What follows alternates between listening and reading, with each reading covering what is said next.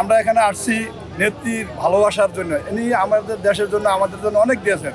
ছেলে হারাইছেন, এক ছেলেকে দেশের বাইরে রাখছেন, কিছুই করতে পারে নিজের পারে নাই। কিন্তু এখন আমরা তো দেশের সোনার ছেলেরা আছি। এক ছেলে মারা গেছেন, আরেক ছেলে দেশে তাতে গিয়েছে, আমরা আছি। আমরা চাই আমাদের নেত্রী খুব দ্রুত সুস্থ হোক এবং আমাদের মাঝে আবার ফিরে আসুক, দেশের হাল ধরুক, দেশের নেতৃত্ব দেখ। খালেদা জিয়ার কতটুকু প্রয়োজন এটা অতুলনীয়, এটা মূল্যায়ন বিয়ে করা যাবে না। খালেদা জিয়ার বিকল্প কেউ না এখন না ভুল করতে পারে না ইম্পসিবল। ওনারা জাতির জন্য কিছু করবেন, এটাই আমার ধারণা এবং এইভাবে করে আসতেছেন। এটা কিন্তু অন্য কেউ করবেন না। এই যে এত বছর পর্যন্ত ঘরের মধ্যে বসায় রাখে এইভাবে করা, এটা আরেকজন করবেন না।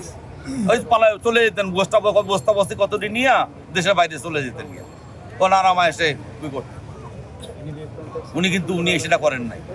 উনি এই দেশের লোক, আমি মরলে এখানে হবো, আমার বাড়ি ঘর এখানে, আমার বাইরে কিছু নাই। জাতি যারে ক্ষতিগ্রস্ত না হয়, আমরা হলে এটাই আর কি। এই জাতি একটা পর্যায়ে এখন আসছে। ডক্টর ইউনূসের মতো লোক আসছে,